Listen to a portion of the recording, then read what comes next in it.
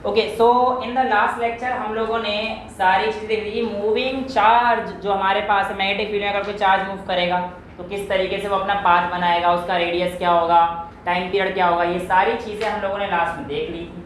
अब हम लोग बात करने जा रहे हैं velocity of a charge particle in a magnetic field, कि अगर आपके पास बेसिकली एक वेलोसिटी, यहाँ पे मैं क्यों यूज़ कर रहा हूँ, अगर मैं सिंपल भाषा में एक नाम दूँ तो बेसिकली जो हम टॉपिक पढ़ने जा रहे हैं वो हमारे पास है वेलोसिटी फिल्टर। क्या है बेटा हमारे पास टॉपिक का नाम? Velocity filter. देखो नाम से क्या पता पड़ रहा है, एक पर्टिकुलर वेलोसिटी। जैसे आपको मैं कहता हूँ यहाँ से मैंने कई सारी चीज़ें फेंकी, 10-12 ऑब्जेक्ट फेंके और मैंने कहा कि मेरे को सिर्फ वो वाला ऑब्जेक्ट पढ़ के लेके आओ जो सिर्फ और सिर्फ 2 मीटर पर सेकेंड की स्पीड से जा रहा है। तो मैं क्या करूँगा, मैं बेसिकली उतनी सारी वेलोसिटी से मैं एक वेलोसिटी को सिलेक्ट कर रहा हूँ, तो बेसिकली मैंने वेलोसिटी फिल्टर आउट करी है। तो यहाँ पर भी हमारे पास कहानी कुछ ऐसे ही होने वाली है। एक्चुअल में वेलोसिटी फिल्टर के केस में आप लोगों के पास 2 तरीके के फील्ड सामने आ जाते हैं, इलेक्ट्रिक फील्ड भी आता है और मैग्नेटिक फील्ड भी आता है। अब ये कैसे होता है ये चीज़ देख लीजिए। लेट्स से कि मेरे पास इस पॉइंट पर मैग्नेटिक फील्ड अंदर की तरफ लगा हुआ है, यानी कि मेरा मैग्नेटिक फील्ड इसकी तरफ अंदर की तरफ ऐसे जा रखा है। अब मैं इलेक्ट्रिक फील्ड भी लगाने जा रहा हूँ और मैं कहता हूँ मेरे को इलेक्ट्रिक फील्ड ऐसे लगानी है कि ये इसके परपेंडिकुलर हो जाए, ये इसके परपेंडिकुलर। तो मैं कहता हूँ कि मेरा इलेक्ट्रिक फील्ड कुछ इस तरीके से आ रहा है, प्लस से माइनस की तरफ आ रहा है। समझो परपेंडिकुलर हो गया ना, देखो ये अंदर है और ये ऐसे आ रहा है, समझ पा रहे हो? तो ये मैग्नेटिक फील्ड हो गया और ये जो ये वाला लाइन आ रही है वाली लाइन, ध्यान से देखो तो ये कैसा हो रखा है, परपेंडिकुलर हो गया इसके। अभी तीसरा जो चार्ज आ रहा होगा उसको भी मैंने इन दोनों के परपेंडिकुलर डालना है। तो बेसिकली मैं यहाँ से एक चार्ज को लेके आ जाता हूँ, समझ पा रहे हो? तो ये भी तीनों के परपेंडिकुलर हो गए ना आपस में। देखो कुछ कहानी ऐसे हो गई, ये मैग्नेटिक फील्ड अंदर, ये इलेक्ट्रिक फील्ड ऊपर से नीचे आ रहा है और ये मेरे पास बेसिकली चार्ज आ रहा है। देखो तीनों आपस में दूसरे के परपेंडिकुलर है, राइट? अब कहानी ये आती है कि अगर मेरे को पर्टिकुलर वेलोसिटी सिलेक्ट करनी है तो कैसे कर पाएंगे। तो बेटा हम लोग क्या करते हैं, यहाँ पर एक स्लिट लगा देते हैं, यहाँ पर एक स्लिट लगा देते हैं और इससे बहुत सारे चार्ज पार्टिकल गए। अब चार्ज पार्टिकल के जाते समय हमारे पास जो पार्टिकल पॉजिटिवली चार्ज रहेंगे वो मान के चलिए हमारे पास इस तरह डिफ्लेक्ट हो गए और जो नेगेटिवली चार्ज होंगे वो हमारे पास इस तरह डिफ्लेक्ट हो गए। लेकिन कुछ पार्टिकल ऐसे भी रहे होंगे जो एक नेट वैल्यू लेकर चल रहे होंगे, जो इस E और B यानी कि इलेक्ट्रिक फील्ड और मैग्नेटिक फील्ड की वजह से डिफ्लेक्ट नहीं हुए होंगे। या फिर मान के चल लो मुझे 2 मीटर पर सेकेंड वाली वैल्यू चाहिए, तो मैं E और B का रेशियो कुछ इस तरीके से सेट करूंगा कि जो वेलोसिटी मेरे पास 2 मीटर पर सेकेंड से आ रही है वो बिना डिफ्लेक्ट हुए यहाँ से सीधा आ जाएगी और इस स्लिट S2 से हमारे पास आराम से निकल जाएगी। यानी कि वेलोसिटी को निकालने के लिए मैं इलेक्ट्रिक और मैग्नेटिक फील्ड का इन्वेस्टमेंट कर रहा हूँ, इलेक्ट्रिक और मैग्नेटिक फील्ड को कुछ ना कुछ चेंज कर रहा हूँ। अब वो चेंज कितना होगा, देखो अगर मैं यहाँ पर आप लोगों से कह रहा हूँ तो एक बात तो साफ साफ आ रही है कि ये अगर यहाँ पर डेविएट नहीं कर रहा है तो इसका मतलब जितनी वैल्यू इसकी इलेक्ट्रिक फील्ड दे रहा है उतनी वैल्यू मैग्नेटिक फील्ड भी दे रहा है। यानी कि ये दोनों वैल्यू आपस में क्या होनी चाहिए, इक्वल होनी चाहिए। जो वैल्यू मैग्नेटिक फील्ड इस पे लगाना चाह रही है वही वैल्यू इलेक्ट्रिक फील्ड भी इस पे लगाएगी, तभी तो बिल्कुल सीधे जाएगा। थोड़ा सा भी ऊपर नीचे हुआ या तो मैग्नेटिक फील्ड की तरफ चला जाएगा या इलेक्ट्रिक फील्ड की तरफ चला जाएगा। लेकिन कहानी तो अभी ऐसी नहीं है, कहानी कैसे बिल्कुल बराबर है। तो मैं कह सकता हूँ मैग्नेटिक फील्ड, अब आपको पता है एंगल थीटा है तो मैं ज़्यादा अंतर नहीं कर रहा, q v cross B sine theta लिख रहा, सीधे सीधे लिख रहा हूँ 90 डिग्री है। तो कि जो हमारे पास चार्ज पार्टिकल है Q, उस पे लगने वाला फोर्स क्यू वी बी होगा। और अगर यही चार्ज पार्टिकल किसी इलेक्ट्रिक फील्ड, ये जो हमारे पास ऊपर से नीचे एरो में दिखाया इलेक्ट्रिक फील्ड E है, इसमें जाता है तो इस पे लगने वाला फोर्स हमारे पास क्यू ई रहता है, राइट? अब Q से Q गया तो आपके पास जो वेलोसिटी आएगी ये आपके पास क्या होता है, E/b। इसी को हम लोग वेलोसिटी फिल्टर भी कहते हैं। ये जो आपके पास नेट वेलोसिटी जो आपको चाहिए वो उसको आप कैसे मेंटेन कर सकते हैं, इलेक्ट्रिक फील्ड और मैग्नेटिक फील्ड के रेशियो से आप मेंटेन कर सकते हैं। कीजिए नोट। बेटा जो हमारे पास अगला टॉपिक है वो है कि आपके पास फोर्स कितना लगेगा जब आप किसी मैग्नेटिक फील्ड में एक करंट कैरिंग वायर को रख देंगे। तो हमारे पास टॉपिक क्या बनेगा? Force on a current carrying wire, current carrying wire placed in a magnetic field. अब अगर आप लोगों ने मैग्नेटिक फील्ड में एक वायर को रख दिया है और वो वायर क्या कर रहा है? बेसिकली हमारे पास करंट कैरी कर रहा है। कितना अच्छा फंडा हम लोग पहले ही पढ़ चुके हैं कि अगर एक वायर को आप करंट वहां से निकालते हैं तो वो मैग्नेटिक फील्ड बनाता है अपने आसपास, राइट। अब तो कहानी और है, मैग्नेटिक फील्ड पहले से ही है और आप उसके अंदर अब क्या रखने जा रहे हैं? करंट कैरिंग वायर को रखने जा रहे हैं। तो उस पर लगने वाला आपका फोर्स कितना आएगा आपको ये बताना है, राइट।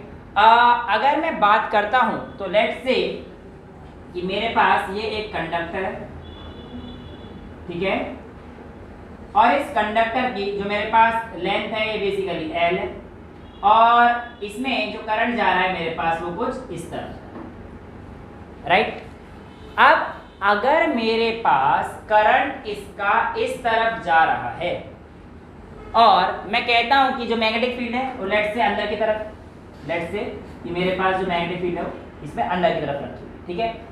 अब आप लोगों से पूछा जाएगा कि बताइए इस पे लगने वाला फोर्स हमारे पास कितना आएगा, कैसे आएगा। ये सारी कहानी आप लोगों से सिंपल सी भाषा में पूछी जाएगी। अब देखो बेटा, अगर आपके पास करंट इस तरफ जा रहा है तो आपका इलेक्ट्रॉन किस तरफ जा रहा होगा?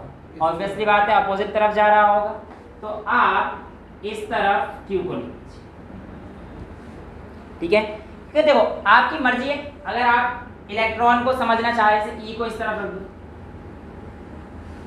आपकी मर्जी है। अगर आप करंट के हिसाब से समझना चाह रहे हैं करंट के हिसाब से समझ लीजिए, E के हिसाब से समझना चाह रहे हैं E के हिसाब से। आंसर में कोई चेंज नहीं है। एक्चुअल में जब इलेक्ट्रॉन मूव कर रहा होगा तो कंडक्टर के अंदर जब इलेक्ट्रॉन मूव करता है तो उसके पास एक वेलोसिटी आती है और उस वेलोसिटी का नाम होता था ड्रिफ्ट वेलोसिटी, याद है। तो जब ये मूव कर रहा था तो हमारे पास ये किसी एक ड्रिफ्ट वेलोसिटी की वजह से मूव कर रहा है, राइट। अब कहानी आती है कि जब ये पार्टिकल या ये इलेक्ट्रॉन इस तरफ मूव कर रहा है तो इस पे लगने वाला फोर्स, क्योंकि देखो अभी ये तो इस तरफ मूव कर रहा है, ये इस तरफ है, मैग्नेटिक फील्ड अंदर है, मैग्नेटिक फील्ड कैसी है? अंदर, और ये इस तरफ आ रहा है। तो अब भी देखो आपके पास एंगल तो 90 डिग्री का बना हुआ है, मैग्नेटिक फील्ड तो अंदर है ना यार, ये इधर 90 डिग्री का एंगल तो अब भी बना हुआ है, राइट। तो यहाँ पर मैं कह सकता हूँ इसकी वजह से जो मेरे पास फोर्स आया वो कितना आ जाएगा बेटा? Q times V into B। अब बेटा यहाँ पर आप लोगों को जब इतनी चीज पता पड़ चुकी है तो इलेक्ट्रॉन की साइन आप लेना पहले माइनस, ठीक है, ये आपको पता है, बट ये माइनस अभी इतना बड़ा रोल प्ले नहीं करेगा। अभी हम देखेंगे क्यों। वेल अगर ये इलेक्ट्रॉन मेरे को एक पर्टिकुलर इसके लिए पूछा है तो इस पूरे कंडक्टर में कितने इलेक्ट्रॉन्स होंगे? n इलेक्ट्रॉन्स होंगे और टोटल नंबर ऑफ इलेक्ट्रॉन्स से क्या करूंगा? n इंटू कंडक्टर का वॉल्यूम कर सकता हूं। तो आप लिख सकते हो F is equals to n number of electrons into E और इंटू में इसका पूरा बेटा वॉल्यूम ऑफ अ कंडक्टर। तो वॉल्यूम को आप कैसे लिख सकते हो? एरिया इंटू लेंथ लिख सकते हैं, कोई दिक्कत तो नहीं है। तो area into length into VD into B। अगर हम इसे कर देते हैं तो अगर आप ध्यान से पकड़ पाओगे तो आप देखो NE A और VD इसको बाहर निकाल लीजिए और NE VD किसके इक्वल हुआ करता था? हमारे पास करंट के इक्वल हुआ करता था। तो आपके पास F is equals to I और अंदर क्या बच जाएगा बेटा? L into B। बट यहाँ पर आप लोगों को एक चीज ध्यान देनी पड़ेगी। मैं यहाँ पर E और VD की डायरेक्शन देखूंगा तो मेरे पास कुछ इस तरीके से आ रही है, राइट। और अगर मैं इसको भी सॉल्व करूंगा तो भी मेरे पास ये वैल्यू भी माइनस की आएगी। तो माइनस का साइन लगाते डायरेक्शन तो उल्टी हो जाती है, माइनस का साइन लगाते डायरेक्शन उल्टी हो जाती है। अब बेटा इसके केस में हम लोग क्या करते हैं कि आप लोगों को अगर मैं बताता हूं तो यहाँ पर I के साथ एक यूनिट वेक्टर लगा देते हैं। क्या लगा देते हैं? Unit vector. अगर मैं एक छोटा सा पार्ट यहाँ पे करके दिखाता हूँ साइड में, तो आप किसी भी मेथड को यूज कर सकते हैं, इसको भी यूज कर सकते हैं और उस मेथड को भी यूज कर सकते हैं डायरेक्ट करने के लिए। देखिए ऐसा समझिए कि आपके पास ई और वी डी इस डायरेक्शन में, और इस एन को यूज ना करते हुए अगर आप एन बाय एल को यूज करना चाहते हैं तो उससे भी आंसर आ सकता है। कैसे? देखिए आपको पता है कि आपके पास n is equals to N by L होता है, राइट? ये तो हम पहले भी कर चुके हैं, number of turns per unit length. अब अगर मैं इसका इस्तेमाल करूंगा तो मेरे को i के अंदर एक यूनिट वेक्टर की मल्टीप्लाई करनी पड़ेगी, और यूनिट वेक्टर क्या होगा? Along the length. कि इसको जो हमें अगर देखो आपको पता है करंट कोई हमारे पास वेक्टर क्वांटिटी तो है नहीं, तो अभी से वेक्टर बनाने के लिए मुझे क्या करना पड़ेगा? कुछ ऐसी चीज से मल्टीप्लाई करनी पड़ेगी कि ये वैल्यू हमारे पास वेक्टर आ जाए। तो मैं किससे करता हूँ? एल से मल्टीप्लाई कर देता हूँ, और ये जो आई एल की डायरेक्शन होगी अब ई डॉट वी डी के अपोजिट होगी, राइट? तो आई और एल की डायरेक्शन होगी वो ई और वी डी के इक्वल होगी। तो आप यहाँ पर अगर इसको पुट करना चाहते हो तो इसको ही पुट कर सकते हो, N by L E A L into V D cross B, ये आपके पास आ जाएगा। तो बेसिकली आपके पास एल से एल चला जाएगा, N E A V D को भी आप क्या लिख सकते हो? ये फोर्स के इक्वल आएगा, राइट? पूरी फंडा फोर्स के इक्वल आएगा। तो F इज इक्वल्स टू आप क्या लिख सकते हो? N E A V D को I लिख दीजिए और आपके पास बचेगा B। बट ये I आप यहाँ पर ऐसे यूज नहीं करेंगे। अब I को आपने यहाँ पे क्या लिखा है? I into L।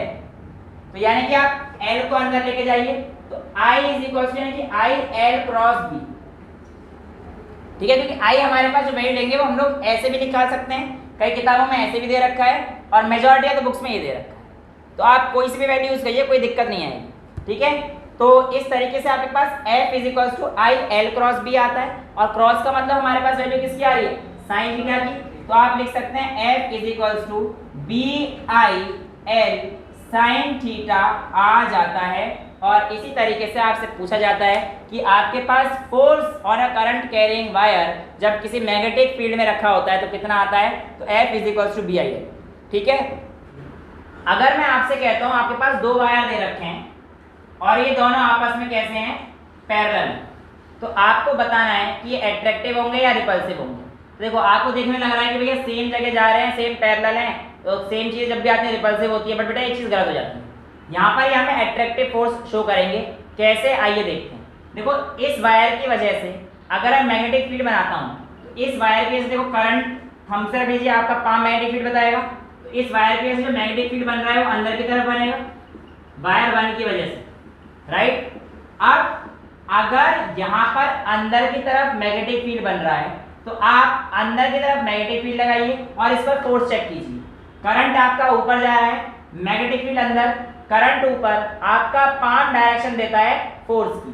तो जो इस पे फोर्स लगा इसकी वजह से वो इस तरफ लग रहा है, देखिए करंट इधर है और मैग्नेटिक फील्ड अंदर है।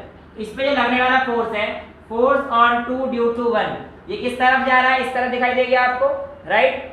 अब मैं अगर बात करता हूँ इस वाले वायर की वजह से इस पे कितना फोर्स लगेगा, उसको कैसे लगाएंगे? देखिए अगर मैं इस वाले वायर की वजह से इधर लगाऊंगा तो अंदर जाएगा, बट मेरे को निकालना तो इधर की तरफ है, तो इधर जाऊंगा तो आउटवर्ड की तरफ आ रहा होगा। देखो ऐसे करके कर्ल कर लीजिए और इस पॉइंट पे बाहर की तरफ आ रहा होगा, यानी कि वायर 2 की वजह से जो मेरे पास इस जोन में मैग्नेटिक फील्ड आ रही होगी ये हमारे पास कैसी आ रही होगी? सारी आउटवर्ड की तरफ आ रही होगी। और जब इस पे मैग्नेटिक फील्ड आउटवर्ड आ रही होगी तो वन पे फोर्स किधर की तरफ लगेगी? आइए देख लेते हैं। मैग्नेटिक फील्ड आउटवर्ड्स, यानी कि फिंगर आपकी तरफ, आपकी डायरेक्शन में पॉइंट कर रही हैं और करंट ऊपर की तरफ जा रहा है, तो आपका पाम जिस तरफ फेस कर रहा है वो आपका फोर्स बताता है। तो आपके पास जो फोर्स आ रही है वो इस तरफ आ रही है, यानी कि इसका जो फोर्स है, force on one due to two, ये आपको किस तरफ दिख रहा है? एक दूसरे की तरफ आते हुए दिखाई दे रहे हैं। इसलिए आपको ये दोनों वायर जब आप ऐसे सेम जाएंगे ये आपको एक दूसरे के पास आते हुए दिखेंगे, और ऐसे केस में इनके पास क्या नजर आएगा? आप लोगों को अट्रैक्टिव फोर्स नजर आता है। दूसरा केस आप लोगों के पास क्या आता है बेटा? कुछ नहीं, सेम यही आता है कि अगर कहानी आप लोगों के पास ऐसी हो जाएगी तो क्या होगी? देखो यही कहानी, इसकी वजह से अंदर जाएगा, अंदर जाने की वजह से मैग्नेटिक फील्ड ये और ये हमारे पास करंट ये हो जाएगा, तो लगने वाला फोर्स इस डायरेक्शन में जाएगा। तो इस पे जो फोर्स लगा है 2 पे 1 की वजह से, ये 1 ये 2, फोर्स ऑन 2 ड्यू टू 1 वो इस तरफ आ रहा है, अब आइए इसका देख लेते हैं, इस पे इसकी वजह से क्या फोर्स लग रहा है। देखो अब देखो बेटा, ये इधर जा रहा है तो इस पे मैग्नेटिक फील्ड अंदर की तरफ जा रही है, मैग्नेटिक फील्ड अंदर जा रही है, करंट ऊपर जा रहा है, तो मेरा फोर्स इस डायरेक्शन में आ रहा है। तो इधर आप करेंगे तो आप कहेंगे force on one due to two. इन दोनों की डायरेक्शन देखो क्या है, ऑपोजिट है, यानी कि दूर दूर जाएंगे।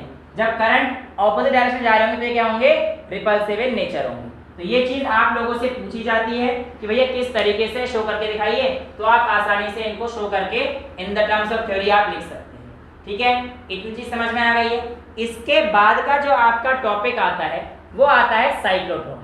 वैसे मैं अगर आपको साइक्लोट्रॉन की बात बताता हूं तो साइक्लोट्रॉन हम ऑलरेडी कर चुके हैं जब हम लोगों ने मूविंग चार्ज के बारे में पढ़ा था, जब हम उसे मैग्नेटिक फील्ड में रख देते हैं।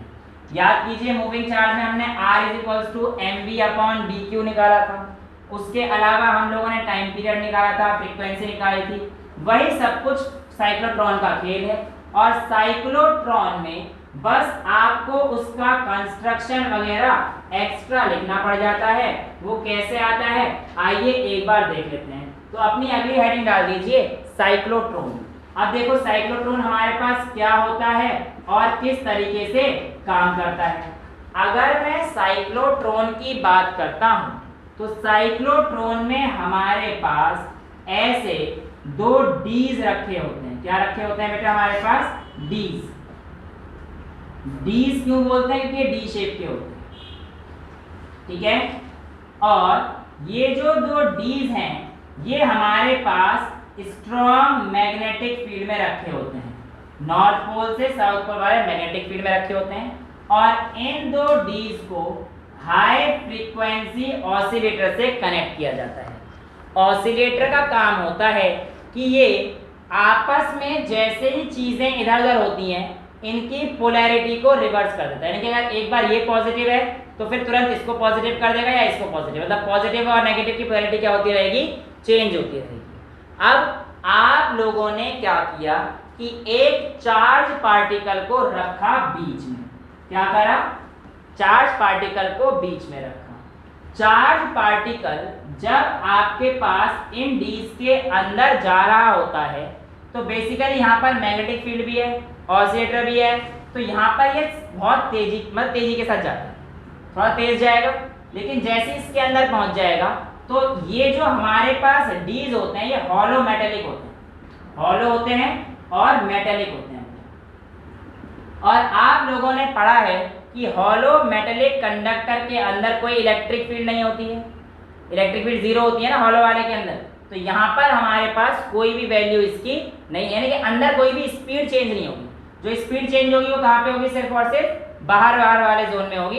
अंदर हमारे पास स्पीड चेंज नहीं होने वाली है। तो अंदर क्या करेंगे, थोड़ा सा ऐसे घूम, अब देखो घुस कैसे रहा है, परपेंडिकुलर। और आपको पता है जब ये परपेंडिकुलर घुसता था तो रेडियस पाथ क्या होता है, सर्कुलर पाथ होता था। तो इस सर्कुलर पाथ से ऐसे बाहर जाएगा, ऐसे बाहर जाएगा, फिर यहाँ पे तेज जाएगा, फिर ये ऐसे जाएगा।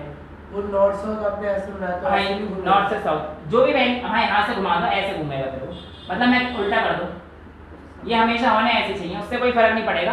बट मैं आपको एक प्रोजेक्शन बता रहा हूँ किस तरीके से काम करेगा। तो देखो इसके अंदर जाएगा तो यहाँ पे रेडियस में कोई बदलाव नहीं आएगा, लेकिन जैसे ही यहाँ पे जाएगा वेलोसिटी बढ़ गई। और आपको पता है वेलोसिटी बढ़ने से रेडियस बढ़ता था, क्योंकि आपको पता है R=mv/dq होता है। ये हम लोग पहले ड्राइव कर चुके हैं, mv²/r F=qvb वगैरह से, राइट, याद है ना। F=qvb जब सर्कुलर पाथ में घूम रहा होता था तो हमारे पास mv²/r आ जाता था, v से v कट जाता था, तो R=mv/dq हमारे पास यहाँ से आया था, राइट। अब यहाँ पर आप लोगों को क्या दिख रहा है कि जैसे वेलोसिटी बढ़ी रेडियस बढ़ गया, लेकिन इसके अंदर रेडियस कांस्टेंट रहेगा। फिर जैसे ही यहाँ पर आ जाता है तो एक यहाँ पे कंप्लीट कराना है इसने। अब लेट्स से कि ये पॉजिटिव चार्ज पार्टिकल था, तो ये वाला डी हमारे पास नेगेटिव चार्ज था और ये वाला डी हमारे पास पॉजिटिव चार्ज था। अब ये positive charge particle negative charge के पास चला गया, यहाँ तक गया, यहाँ तक आया, ठीक है।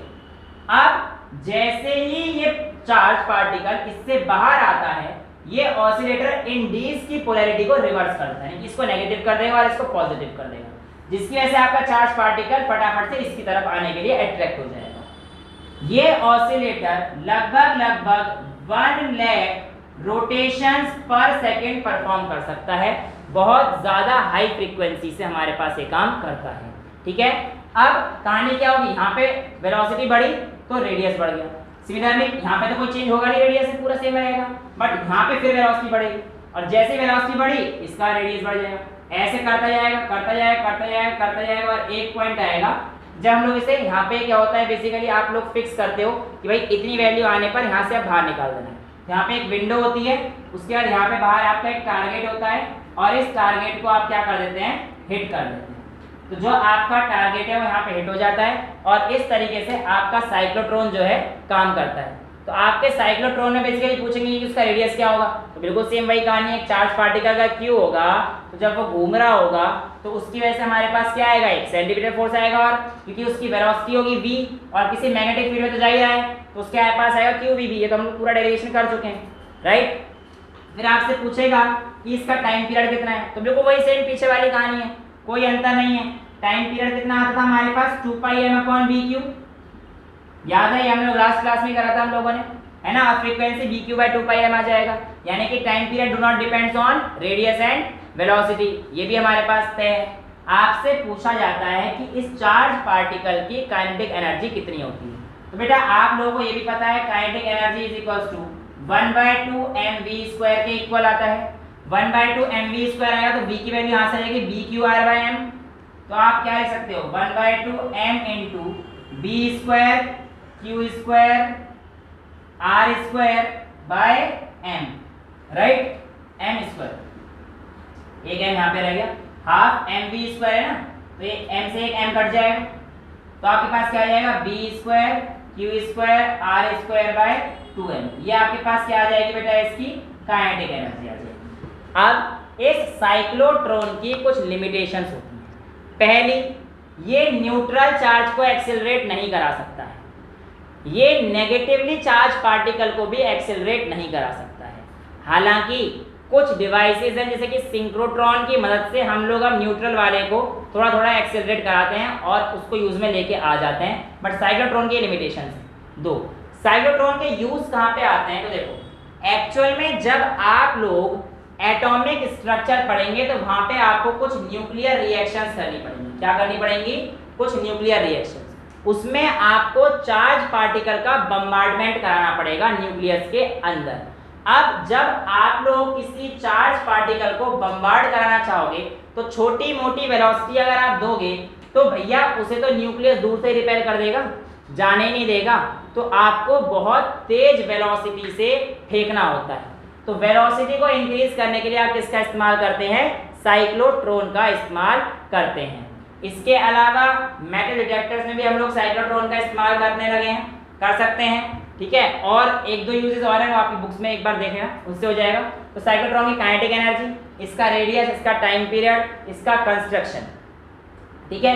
इसका प्रिंसिपल क्या है, when a charge particle moves with the velocity then it enters the magnetic field and it follows the circular path. फिर उसकी polarity, the oscillator will reverse the polarity and it will continuously follows and finally will hit the target। तो ये इसका principal आता है। Construction आपके सामने consist of 2 Ds, a magnetic north pole and south pole along with the oscillator which is rotating the Ds at a very high frequency of 1 lakh rotations per second, ठीक है। तो इस तरीके से आपके पास साइक्लोट्रॉन का काम आता है और ये आप लोगों के पास साइक्लोट्रॉन का टॉपिक ओवर हो जाता है। आज के लिए इतना ही रखते हैं। That's all for today, thank you so much.